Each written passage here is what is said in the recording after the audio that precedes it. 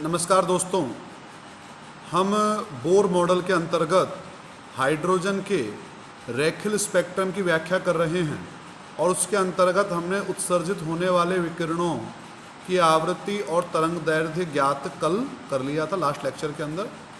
अब मैं आपको हाइड्रोजन स्पेक्ट्रम की विभिन्न श्रेणियां पढ़ाना चाह रहा हूं। थोड़ा बहुत केमिस्ट्री में पढ़ा है आपने इसको और अब आप यहाँ विस्तार से इसको पढ़ेंगे। ठीक है। लाइमैन श्रेणी, सबसे पहली श्रेणी कौन सी आती है? लाइमैन श्रेणी। बहुत सिंपल है, समझिए इसको एक बार। देखो, हमने ये कहा कि उच्च क्लास से जब इलेक्ट्रॉन जंप करेगा निम्न क्लास में, तो अब उच्च क्लास कौन कौन सी, सुनिएगा ध्यान से। उच्च क्लास ये हमारा नाभिक, ये हमारी पहली क्लास, ये दूसरी क्लास, ये तीसरी क्लास और ऐसे अनंत तक क्लास चलती रहेगी इस तरीके से। ठीक है। अब देखो, N2 का मतलब उच्च कक्षा और N1 का मतलब निम्न कक्षा। तो लाइमैन श्रेणी में फिक्स होगा N1 इक्वल टू तो 1 रहेगा। N1 इक्वल टू कितना रहेगा? 1। और N2 जो उच्च कक्षाएं हैं वो होगी 2, 3, 4 से लेकर अनंत तक। कहाँ तक? अनंत तक। तो बताइए लाइमैन श्रेणी कब प्राप्त होगी? सर, हाइड्रोजन के स्पेक्ट्रम में या हाइड्रोजन परमाणु में जब इलेक्ट्रॉन उच्च कक्षा N2 बराबर कितने? 2, 3, 4 अनंत से कहाँ जंप करे? N1 बराबर 1 में जंप करे, तो जो उत्सर्जित होने वाले विकिरणों की श्रेणी है, जो श्रृंखला है, उसे हम कहेंगे लाइमैन श्रेणी। क्या कहेंगे उसे हम? लाइमैन श्रेणी। बहुत सिंपल है। बताओ कहाँ से जंप करेगा? सर, उच्च कक्षा से। कौन सी है वो? 2, 3, 4, 5 से अनंत तक। और किस में जंप करेगा? N1 बराबर 1 में जंप करेगा, तो जो उत्सर्जित विकिरण की श्रेणी है वो कहलाएगी हमारी लाइमैन श्रेणी। स्क्रीन पे आप देख रहे हैं, मैं पढ़ता हूं उसको एक बार। नंबर 1, लाइमैन श्रेणी। H परमाणु में जब इलेक्ट्रॉन उच्च कक्षा N2 बराबर 2, 3 डैश डैश डैश अनंत से निम्न कक्षा N1 बराबर 1 में संक्रमण करता है, तो उत्सर्जित होने वाले विकिरणों की श्रृंखला क्या कहलाएगी? लाइमैन श्रेणी कहलाती है। सूत्र कल हमने सूत्र लिखा था, याद कीजिए। 1/λ equals to R 1/N1 square minus 1/N2 square. लेकिन लाइमैन श्रेणी में ये तो फिक्स है कि कहाँ जंप करना है इलेक्ट्रॉन को? N1 बराबर 1 पर जंप करना है। देखो लिखा है नेक्स्ट स्टेप में। परंतु लाइमैन श्रेणी के लिए N1 बराबर 1 लिखा है, तो N1 की जगह 1 लिख दो अगले स्टेप में, तो क्या आएगा? 1/λ इक्वल्स टू R 1/1 का स्क्वायर माइनस 1/N2 का स्क्वायर। आई बात समझ में? N2 के अलग अलग मान है ना। N2 का मान 2, 3, 4, 5 अनंत तक कुछ भी हो सकता है, इसलिए हमने N2 की जगह तो N2 कर दिया। और N1 तो फिक्स ही रहेगा, कितना है वो? 1। किसकी बात हो गई ये? सर, ये बात हो गई हमारी लाइमैन श्रेणी की। ठीक है। अब सुनो, हमें इसी प्रकार से और श्रेणियां भी पढ़नी होंगी। लाइमैन, बामर, ब्रेक्ट, फुंडे, सब श्रेणियां हैं हमारे पास। अब मुद्दे की बात हमारे यहां पर जो आती है वो सुनो क्या आती है।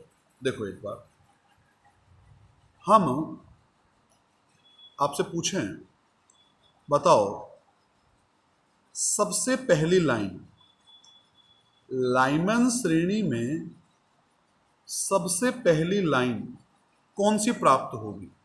सर, N2 बराबर 2 से N1 बराबर 1 में जब इलेक्ट्रॉन जंप लगाएगा तो सबसे पहली लाइन प्राप्त होगी। लाइनों की पूरी एक श्रेणी है, लाइमैन श्रेणी पूरी एक श्रेणी है। उस श्रेणी में से पहली लाइन कब प्राप्त होगी? जब वो इलेक्ट्रॉन दूसरी क्लास से पहली क्लास में कूदेगा। ऐसे ही तीसरी से पहले में भी आएगा, चौथी से भी आएगा। और बताओ सबसे आखिरी रेखा कौन सी प्राप्त होगी या कब प्राप्त होगी? सर, वो तब प्राप्त होगी जब इलेक्ट्रॉन अनंत से, कहाँ से, अनंत कक्षा से पहली कक्षा में आएगा। तो बताइए लाइमन श्रेणी के अंतर्गत फर्स्ट लाइन कब प्राप्त होगी? जब वो दूसरी क्लास से इलेक्ट्रॉन पहली क्लास में जंप करेगा। और सबसे आखिरी लाइन कब प्राप्त होगी? जब वो अनंत से फर्स्ट कक्षा में जंप करेगा, सबसे आखिरी लाइन प्राप्त होगी। ठीक है, अब हमें करना क्या है, सबसे प्रथम जो लाइन होगी उसकी और सबसे आखिरी जो लाइन होगी उसकी तरंग दैर्घ्य ज्ञात करनी है। सवाल समझ में आया? आप सवाल क्या है? देखिए पढ़िए, स्क्रीन पे लिखा हुआ है, देखो क्वेश्चन लिखा हुआ है, हाइड्रोजन परमाणु में लाइमन श्रेणी की पूरी श्रेणी है, उसमें से प्रथम रेखा की तरंग दैर्घ्य ज्ञात करो। किसकी? प्रथम रेखा की।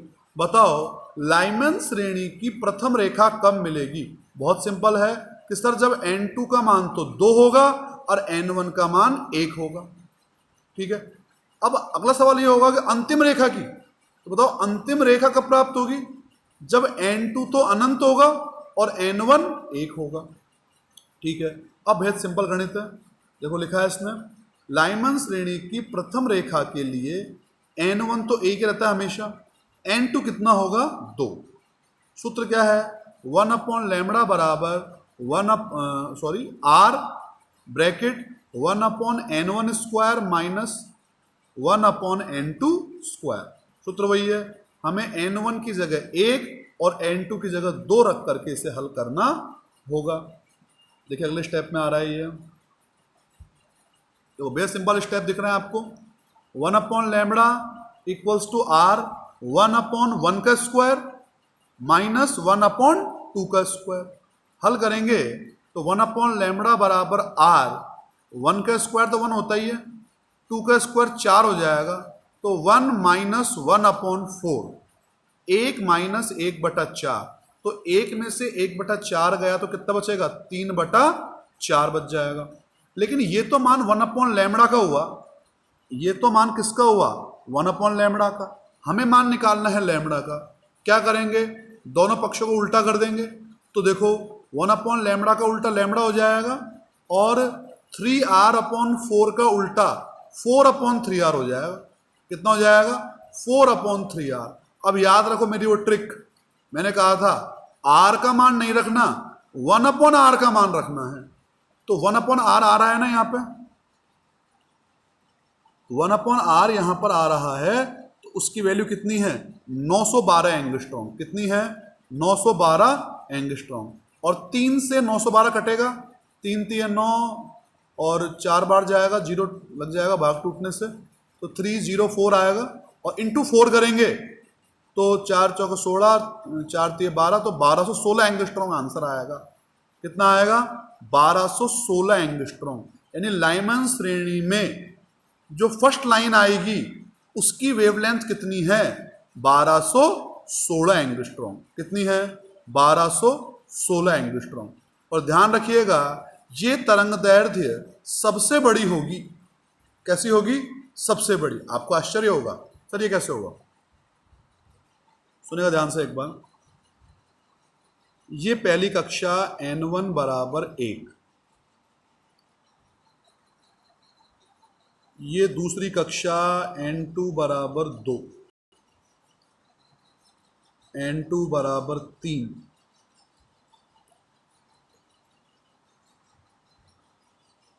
सॉरी वापस, ये N1 बराबर 1, ये तो फिक्स है, ये N2 बराबर 2, फिर N2 बराबर 3, फिर N2 बराबर 4 से लेकर सबसे आखिरी में N2 बराबर अनंत। तो लाइमन श्रेणी कब प्राप्त होती है? जब इलेक्ट्रॉन कहाँ से कहाँ जंप करे? 2 से 1 में, 3 से 1 में, 4 से 1 में, और सबसे आखिरी लाइन कहाँ से मिलेगी? अनंत से 1 में आएगा। तो अब सुनो जरा ध्यान से एक बार, हमने इस लाइन की, प्रथम लाइन की वेवलेंथ निकाली है ऊपर, और वो आ रही है 1216, और अब हमें निकालनी होगी सबसे अंतिम लाइन की वेवलेंथ। लेकिन सुनो, आपको ये दिख रहा होगा कि सर ये गैप कम है, बताओ सबसे ज्यादा वेवलेंथ की रेखा कौन सी होगी इनमें से?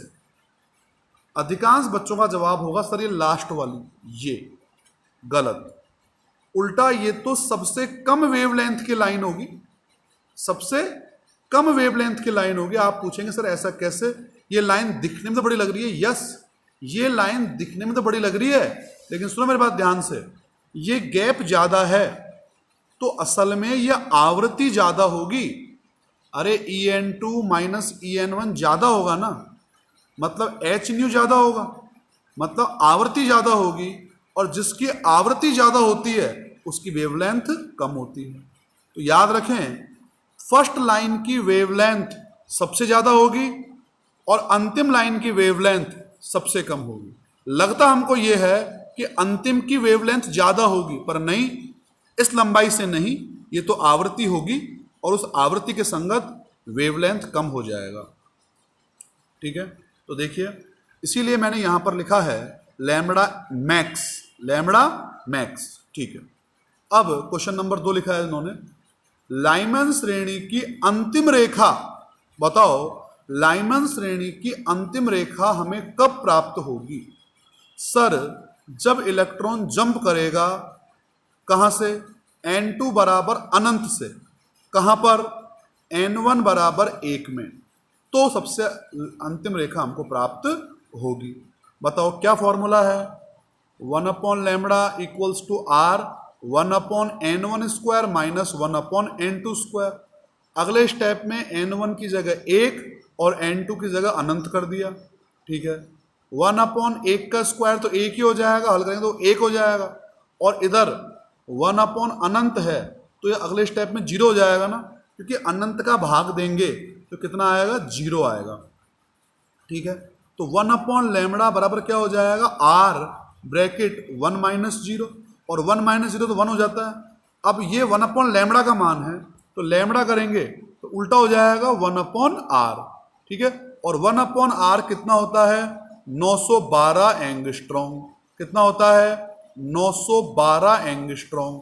और देखो ये लैम्बडा न्यूनतम आ गया ना, देखो सबसे अधिक वेवलेंथ कब प्राप्त हो रहा था? 1216, और सबसे कम वेवलेंथ कब प्राप्त होगा? 912। तो बताइए लाइमन श्रेणी में जितनी भी रेखाएं प्राप्त होंगी वो कितने से कितने एंगस्ट्रॉम के बीच प्राप्त होगी? सर वो 912 एंगस्ट्रॉम से 1216 एंगस्ट्रॉम के मध्य प्राप्त होगी। सबसे कम वाली 912, सबसे अधिक 1216। ठीक है, सबसे कम वेवलेंथ किसकी होगी? अंतिम रेखा की। सबसे अधिक वेवलेंथ किसकी होगी? प्रथम रेखा की।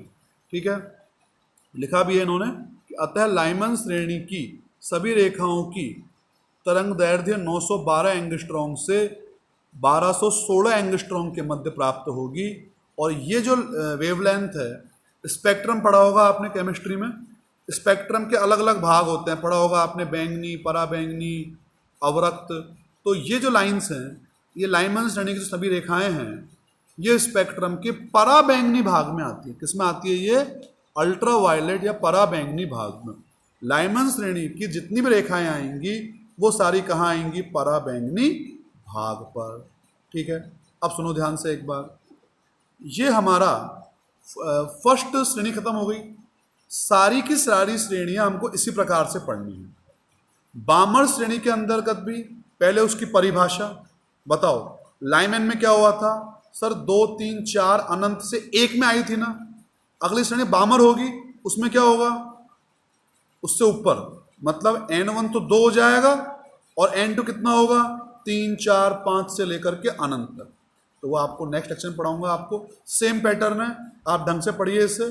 कोई नई चीज़ समझ में आया तो आप मुझसे फ़ोन करके पूछ भी सकते हैं। Thank you.